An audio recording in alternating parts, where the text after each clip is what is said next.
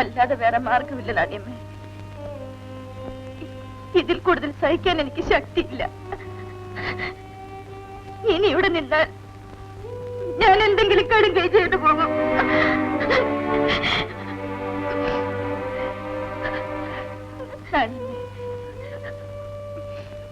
രാവിലെ കുട്ടികളെ സ്കൂളിൽ വിടണം.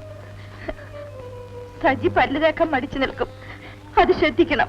എല്ലാം ഞാൻ നോക്കിക്കൊള്ളാൻ മുന്നേ. നീന്നെ സജി രാവിലെ എഴുന്നേക്കാൻ മടിക്കരുത്. നാണിയമ്മ പറയുന്ന അനുസരിക്കണം. ഡാഡിയെ ഒരിക്കലും ഡിസ്റ്റർബ് ചെയ്യരുത്. ഇല്ല മമ്മി. അമ്മായി ഉഷ ഇരിക്കുന്നിടത്ത് പോകരുത്. ഇല്ല.